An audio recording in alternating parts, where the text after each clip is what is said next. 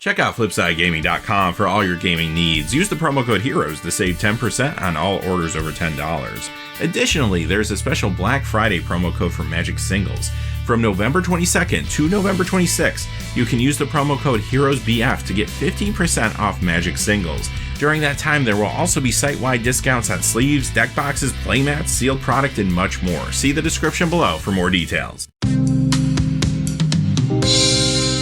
Hey there, this is John from Heroes and Legends, and welcome to part 4 of our 6-part Ultimate Masters full set review. Today we're looking at the red cards and some of the multicolor cards. Now, if you've been watching the series, you kind of know what to expect here. We're going to look at each card individually, and our focus today is going to be the limited environments, draft and sealed. We already know what these cards do in the formats where they are currently legal, so this is truly a limited set review. Quickly before we get started though, just a fast reminder, if you check out the description below, you'll find a few ways to support us, one of which is our Patreon page. You're also going to find links to products on Amazon, including Ultimate Masters. And finally, Flipside Gaming is still offering a promo code for our viewers, as they always do, for 10% off. However, till Monday the 26th, there's also a special promo code that will let you get 15% off singles, so check out the description below for those full details. But with that being said, thank you not only to the folks that look at those links, but to all the viewers. I appreciate each and every one of you. So let's get into it. Our first card of the day, Akroan Crusader, and I like this best in Boros because, as we saw in white, there are some good enchantments you can put on heroic creatures. There's also other heroic creatures in that color. White can also juggle small creatures back out of the graveyard. And the ability here that goes along with heroic is a very Boros ability. Creating 1/1 red soldier creature tokens with haste is exactly what that color combination wants to do, because they want to keep pushing across damage and just staying as aggro as possible. Now, you could play this in other places too. Rakdos comes to mind, even though you might not be able to trigger heroic as efficiently there. Little creatures fall into the sacrifice or benefit plans, so sometimes you just need things to sacrifice. You can sacrifice this, or if it can create a creature or two, well, even better. Or maybe Gruul colors, even though Gruul is more about going tall and trampling and just running over your opponent with the large creatures. They also have some good cards that would target and play well with heroic, and they have heroic creatures themselves. Anger. This one's kind of interesting. I think it works in a couple places pretty well. The first one is Boros, because you're going to be able to really exploit the fact that you can give all your creatures haste if you can get this into the graveyard, as long as you control a mountain. Although, unfortunately, I do think it's going to be difficult in those colors compared to some of the other color combinations to get it into your graveyard, but not impossible by any means. Secondly, I like Gruul a lot too. Giving a big creature haste is pretty decent as well, and you're going to have a lot more opportunities to get this into the graveyard in that color combination. It can work in others too. I mean, obviously black is going to the graveyard a lot with discard outlets and such, so it could work very well there too in the right pool. But I do think Boros and Gruul are the color combinations you want to look at first. Arena Athlete. This one's actually coming to Pauper for the first time. And again, it feels like a Boros card first to me because I want to keep the pressure on. It's a very aggro, go wide strategy, and you don't want to run out of gas too soon. This is going to help you get into the red zone a little bit longer by making some of those key creatures your opponent controls not be able to block here or there. And again, you do have a lot of good enchantments to put on this and a lot of ways to target it pretty easily. I do think this will work well in Gruul too. Again, the difference is instead of going wide, you're probably going tall, but you can still find a lot of value in those particular colors. This is also a good curve-filling 2-drop in the set generally. Balefire Dragon. It's a mythic, you're not going to see this a lot, but if you happen to get it and you're in red, go ahead and play it. It's going to be phenomenal for you. You could argue that maybe it's a little better in Izzet colors, where you're going to have a lot of instants and sorceries, you're controlling the game a little more, and you're going to need a big win condition creature. Well, sure, it will be that if you need it to be, but it's also going to be good no matter what you're doing, really. Brazen Scourge. This is very solid. A 3/3 for 3 with haste. A lot of times it's going to feel like a 2-drop considering it does have haste. I'm going to play this anytime I can swing the double red and the casting cost, honestly. And yeah, it's better in Boros, sure, because it has haste. It's going to keep the pressure on. Great aggro card. Rakdos can get a little aggro sometimes too, depending on your pool, so keep your eyes open for those opportunities. Rakdos can be a little more madness, flashback, / aristocrats driven, but there are some aggro opportunities in that color combination too, so don't forget that. Conflagrate. This is going to be awesome in this environment. First off, it's an uncommon win condition just generally. If you're in red, you're going to play a copy of this and be real happy with it. In a long game, it could help you close the door on that game. That's good enough for me. But look how it interacts in each color combination. I think that's where you really find the nuance of this set. First off, in Boros, you're in an aggro build, so it might not take a whole lot of mana towards the mid to late portion of the game to go ahead and close the door with this. The flashback cost makes you discard cards to do damage. Now, that on its own is not amazing, but discard outlets are really amazing in this set. So in those colors, you might be able to pitch a reanimation target, and that could be awesome for you too. Secondly, in Izzet, there's a lot of self-mill, so the flashback becomes interesting because at least if you mill it, you can still do something with it. Also, it's a sorcery, and there are ways to recur those in those colors. In Rakdos, discarding for Madness is a consideration, so it could come into play there. In Gruul, you'll have more mana at your disposal because you're trying to cast larger things anyway, and there's at least some light ramp in those colors, so the card becomes a little bit better just there. Not to mention, for both black and green, there's Delve, so just populating your graveyard generally could be good. There's also payouts like Spider Spawning in green, for example. This card just kind of checks all the boxes. Desperate Ritual. This ramps a little bit, so I'm thinking Gruul off the bat. They might appreciate that more than anything. It's pretty light ramp, though. I mean, this is good in a Storm deck, but Storm isn't a thing in this limited environment. I will point out, though, that this is an Arcane spell with Splice onto Arcane, and that could be relevant from time to time, so don't forget that. I don't know if I always see myself playing this card in such a powerful set, though. Faithless Looting. This card is super solid again because it does everything that this set wants to do. Boros colors, you might be able to get a reanimation target in the graveyard. If you're self-milling in Izzet, it has flashback, so you can still use it even if it gets milled, and that flashback cost is still very reasonable, and it allows you to continue milling and continue working through your deck. In Rakdos, you are again looking for reanimation targets, and they also have more interest in Madness and Delve. In Gruul, you'll find more Delve cards and payoffs like Spider Spawning. This card just kind of checks all the boxes as well. Fiery Temper. Okay, sure, this is going to be good in Rakdos because of Madness. It's going to be good in Izzet because it is an instant. But you know what? This is just going to be good. Fiery Temper is a strong card. Even if you just pay 3 for it to do 3 damage to any target, very, very solid removal card at common. Firewing Phoenix. In this set, these are pretty good stats to begin with. 4/2 flyer for 4. I want to be thrilled about that in some other environments, but in this one, I think that's really solid. But the card does more than that. Pay 3 red and 1, and it will go from graveyard to hand. Now, 3 red is a lot of red, so make sure your deck can swing that, but even if it can't, you might still play this as a 4/2 flyer for 4. And if your deck can do it, well, then there's more utilization to be had here. First off, Izzet colors might be interested. Again, with a self-mill, you can just take this out of the graveyard, put it in your hand, then play it. You can go ahead and sacrifice it to things in Rakdos for benefit and then replay it. That's kind of nice too, even though it's a little expensive and a little slow if you do that, but it's an option. Also, Boros might like this because it's a persistent card that comes out in the mid-game and can push damage across in the air. Overall, very good. Furnace Celebration. 3 casting cost enchantment that does nothing on its own. Why am I playing this again? I'm playing this if I'm in Rakdos colors and I have a lot of the sacrifice for benefit or aristocrat strategy going on. If that's the case, it will be worth your time. Gamble. Okay, Gamble is always a silly card to me. It's good. It's not a bad card, but it is high variance. Now remember, if you have Gamble in your deck, don't play all your lands. Make sure you hold on to some lands as the game gets drawn out, because nothing feels worse than tutoring and losing it. But this only costs 1, so if that happens, it's not like it's the end of the world. And when it doesn't happen and you tutor for something, it will be awesome for you. So you'll play this. Also remember, it is kind of a discard outlet in a way too. Granted, it's a high variance discard outlet, but sometimes you won't care. Like Gruul probably won't care. They just want stuff in the graveyard. Other times you might hit a Madness card if you're lucky. This is also good to grab a reanimation target out of your deck if you have an empty hand for some of the Boros and Rakdos builds.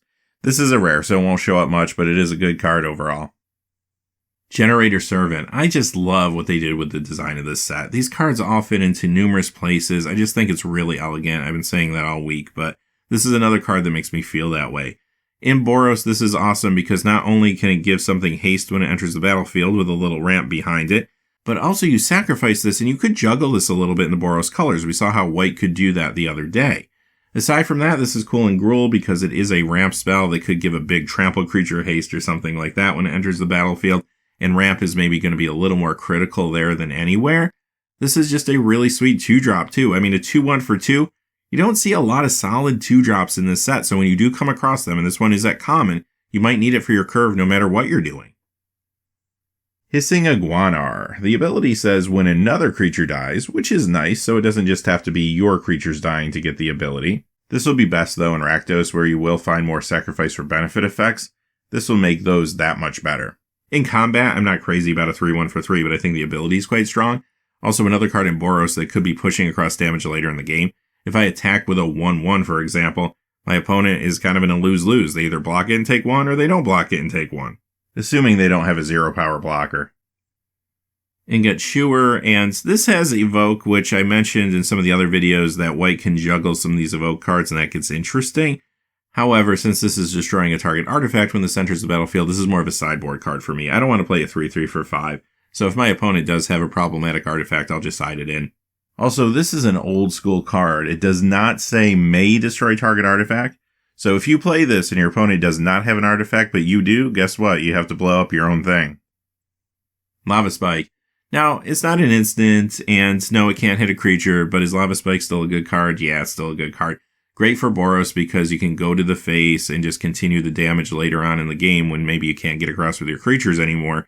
And it's also going to be strong for you and Izzet because you care more about instants and sorceries in those colors than any, and there are ways, again, to recur this. It's a little weird that it's one of the few cards in the set that doesn't have some sort of other fancy thing strapped to it like Flashback or Madness, but it's still really good. And it is an arcane spell, so don't forget that. Mad Prophet. I love Rummaging. I love the fact that this is haste and I can do it right away. And I love discard outlets in this set. So I've been saying it all day. I don't have to go into great detail, but Madness is going to work well with this. You need to get that reanimation target in your graveyard for both Boros or Rakdos. You can do it with this card. Gruul just wants anything in the graveyard, so this is going to be fantastic. Magmaw. This will be a strong uncommon for you, a 4/4 for 5, and that ability is going to be pretty good because, again, you can sacrifice things in Rakdos colors. You get a pretty good benefit here. Not to mention, again, in Boros, you might be running out of gas, and this could be solid there, too. It is nice that it will let you sacrifice non-land permanents for the ability, and it can sack itself, too. Malevolent Whispers. What's better than sacrificing your own things for benefit in Rakdos? Of course, it's sacrificing your opponent's creature. So you can steal their creature, attack them with it. It also gets +2/+0, which is nice. Then sacrifice it for benefit? Yeah, you're going to be having a good day. This also has Madness, although the cost is the same whether it's Madness or if you're just casting it normally. However, you might have a discard effect that is giving you another benefit, so there is some value to be had from time to time. And outside of Rakdos, this is still a very solid card. You'll be happy to play it. Molten Birth. This is another card that's new to Pauper for the first time. A little high variance. Like, I don't want to pay 3 and get 2 1/1 creatures. That's not all that great. But if I win the coin toss and this goes back to my hand, that is pretty good. And if it happens again later, even better. I think the odds are good enough to play this in some builds like Boros, for example, where you have to go wide anyway. So if you only get 2, that's good enough. And also in Rakdos, where you need some things to sacrifice. Nightbird's Clutches. All right. Up to 2 target creatures can't block this turn. It also has Flashback. Now, you might see Flashback and think, well, it's interesting because I could be in a situation where I mill it and I could still use it. Sure, but it also doesn't have a whole lot of big creatures attacking in. They're a little more nuanced. So this might not be as good there generally, but maybe it will be depending on your build. I like this in Boros, of course, where I'm trying to push damage across. I like this in Gruul, where I'm trying to get big creatures across for damage. Remember, you can play the Flashback and the regular cost in the same turn, so that could mean 4 creatures can't block that turn. Raid Bombardment. Alright, another 3 cost enchantment that does nothing on its own. Do I play this one? In Boros I do. Again, I just need to push across damage. This is a common that stacks, so pay attention to that as well. Reckless Charge. Is this the best card in the set? No. However, it is very playable. Maybe it doesn't always make your cut, but certain builds will like this. There are heroic creatures in red, white, and green. Boros will especially like this since it gives haste. It has Flashback, so again, milling yourself into this isn't the worst thing in the world either. And, Izzet doesn't have a ton of creatures, but they have evasive ones, flying, maybe something unblockable that you could pump. And green, they appreciate getting things into the graveyard as well, so Flashback could come into play there. And beyond that, this could go on a trample creature for extra damage. It's pretty interesting considering the cost. Reckless Worm, another card that's new to Pauper, and this is actually a pretty good one. Madness cost of 3 for a 4/4 trample creature. Yeah, get those discard effects ready. So Rakdos will especially like this. Blue has some good discard effects too. You can really find them almost anywhere, just in different quantities. But if you play this as a 4/4 trample for 5, that's not the worst thing in the world in this set either. Very good common here. Rolling Temblor. This is more of a sideboard card for me. I want to see what my opponent's doing before I bring this in. But if they do have a lot of small creatures, maybe they're on that Boros deck. I could play this and really find some advantage there. It also has Flashback, so in the Izzet deck where I might not have a lot of creatures to begin with, I might mill this into my graveyard and still be able to use it. In those colors, many of my creatures may be flying anyway. Could be best there, maybe. Gruul might like this too because you won't have as many smaller creatures. You might be relying on larger creatures. Seismic Assault. Is this backwards day? Because this is another 3 casting cost enchantment that does nothing on its own that I love. Now this one's a rare, so you're not going to see it a lot, and it is 3 on color, so it's not very splashable. But if you can play this, throw it in your deck because you're going to find value in a long game, especially if there's a board stall. Taking those extra lands and pitching them to do damage to any target is pretty awesome. Now, of course, you could say Boros might like this in the long game to put away the game. But really, I could argue this is good anywhere. And aside from that, just populating the graveyard, even though this isn't a normal discard outlet where you can find more value, even throwing lands in the graveyard will help with Delve, which you'll find in Rakdos colors as well as Gruul colors. There's a lot of reasons to love this card. Seize the Day. I like this most in Gruul because they're going to have the largest creatures typically. Being able to untap the creature and have a second combat phase and then maybe even a third time if I have enough mana in the same turn, or I just do it the following turn, that could be a pretty big play. This is a rare, but in such a powerful set, I can't see myself first picking this in a draft pack most of the time. I feel like there's so many commons and uncommons I want over this. Soul's Fire. Now you need a creature to make this work, but it's really, really good. 3 casting cost instant, target creature you control deals damage equal to its power to any target, so that can go to the face. Again, you can put away a game with this at the right time. Maybe you could argue it's better in Gruul just simply because you have the larger creatures there, but again, I think this is going to be good anywhere. Maybe if your deck doesn't have a lot of creatures, and perhaps it could get a little awkward at times, but I think it's still playable most of the time there, and it is an instant, which could matter on its own. The burn's not bad for Boros either. Spark Spitter, another card that's new to Pauper for the first time, and it's a great discard outlet. Am I playing this as a 1-3 for 3 and being too excited about it? No, but I am playing this as a discard outlet. The 3/1s are interesting. I mean, there's something you can do with them, just attack in. They do have trample, so that actually could be relevant from time to time. They do go away at the end step, but maybe in Rakdos colors I could sacrifice them to something else and get other benefits from them, so that's kind of interesting too. But combine the fact that I can pitch the reanimation targets into the graveyard for Rakdos or Boros. I can pitch Madness cards, especially in Rakdos. That gets very interesting. I can pitch Delve Fodder in Gruul or in Rakdos. Another really solid card that crosses over into basically all the archetypes. Squee Goblin Nabob. Another rare here, so you're not going to see it all the time. But, you know, in a vacuum, Squee is just a super annoying card. You play it, you block a big thing, goes to the graveyard, back to your hand, play it again. The opponent just has trouble getting by. They can't get rid of it easily. That alone makes it a pretty awesome card. Now think about what you can do in this particular format. Discard outlets where you can find some benefit. All of a sudden, it just comes back to your hand. You can keep discarding it. You can keep sacrificing it in those Rakdos Aristocrat style decks. This is going to find a lot of utilization just beyond being a good card on its own. Thermo Alchemist, real solid card. It just costs 2 and you can do damage to opponents. Now it doesn't hit creatures, but you know this will be pretty good in Izzet, where you're going to have a lot of instants and sorceries, a lot of opportunity to do bonus damage. Maybe pretty good in Boros as well to push across some last points of damage. Through the Breach. Alright, this one's a rare, and it's a powerful card. It's an instant arcane with splice onto arcane, so again, that can be relevant. Taking a creature from graveyard, attacking in with it once, and then it does get sacrificed, but it goes to the graveyard. It doesn't get exiled, so that's kind of sweet. So you might even be able to reanimate it again, or do this again, perhaps. Now, if you're really, really lucky, you might get an Eldrazi Titan like you see in the art there, and if that's the case, you're having a really good day with this card. But even if you're not, a big creature with trample or something will do the trick as well, or a good enters the battlefield effect even might be interesting with this. In Rakdos, you can even sacrifice the creature for benefit before it has to go away, so you might get some more value out of it. It's just really solid though, no matter what. It's an instant as well, so it can be defensive in a pinch. Undying Rage. Here's an enchantment. You don't see a whole lot of red enchantments, but they do play into some of the strategies Boros and Gruul are into with the heroic creatures. That's worth noting. Also, if you play this on an opponent's creature, they can't block, so Boros will like that as well as an option to keep pushing damage across. And it's persistent. If this goes to the graveyard from the battlefield, it goes back to your hand. So I do like persistent enchantments. Vexing Devil. Alright, this is just a sweet card. Another one that I would just play just generally. A 4/3 for red, and yes, it gives the opponent a decision. They're going to pick the one that is the least worst for them at any given moment, but it's still pretty bad. I mean, 4 damage or a 4/3 creature for 1, that's kind of a no-win situation. Boros will love this not only because it's a powerful creature that's cheap with an ability that could do direct damage periodically, but also because there's ways to juggle the small creatures, and this could really get out of hand. Although, again, I would probably entertain playing this in almost any build. It is a rare, you're not going to see it a lot, though. Young Pyromancer. Well, obviously you want to play this in Izzet, but even if you're not in Izzet colors, there's a lot of good instants and sorceries in this set, so you will find value. Rakdos might like the extra creature tokens to sacrifice. Also, it's a 2-1 for 2, and I've been saying there's not a lot of amazing 2-drops necessarily in this set, especially in this color. We haven't seen a lot today. So this is an uncommon that you'd be happy to use as a curve filler, if nothing else. Vengeful Rebirth. This is a sweet card. Return target card from your graveyard to your hands, and if you're milling a lot, you might be able to find some value there. So maybe you're actually in Izzet colors and you're splashing a little green or something like that. And then you get to do damage based on the converted mana cost to any target. So you can go to the face with this. That's super sweet as well.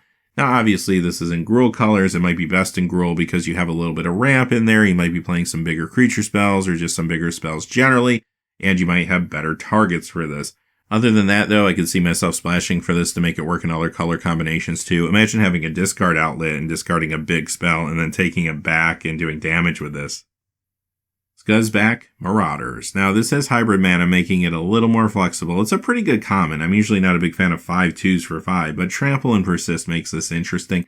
There are ways to remove the -1/-1 counter in this set, so you could find some value there. But you know what? 5/2 Trample, if I can pump that a little bit, maybe ramp it out early, could be pretty good in the Gruul colors especially. Let's move on to Boros with War Leader's Helix. And maybe this isn't Lightning Helix, but it's an instant speed, 4 damage, and you gain 4 life. You get to hit any target. Uncommon. What's not to like here? Fantastic, obviously, for what Boros is trying to do, which is race and keep the damage coming. But this is so good, I would splash it for the other color if I needed to. Double Cleave, another hybrid card here, and this could surprise your opponent. It's real cheap, giving something double strike. And we know there's heroic creatures not only in red and white, but also in green, so that could be relevant. Or maybe using this on a large creature in Gruul colors or Selesnya colors for that matter. Very good instant speed combat trick here. Alright, that's the end of part 4. Tomorrow we're going to be back with part 5. We're going to look at all the green cards, and then Tuesday we're going to wrap things up with all the colorless cards. But until next time, hey, thanks for watching. Please remember to like and subscribe, and have a great day. Hey, thanks for watching. This video is made possible through the generous support of viewers like you on Patreon. Check out the description below for links to our Patreon page as well as our Amazon affiliate store, where a small percentage of all sales will also help support the channel. Finally, if you haven't had a chance yet to subscribe, hit that subscribe button so you don't miss any of the new videos on Heroes and Legends. Talk to you again soon, and have a great day.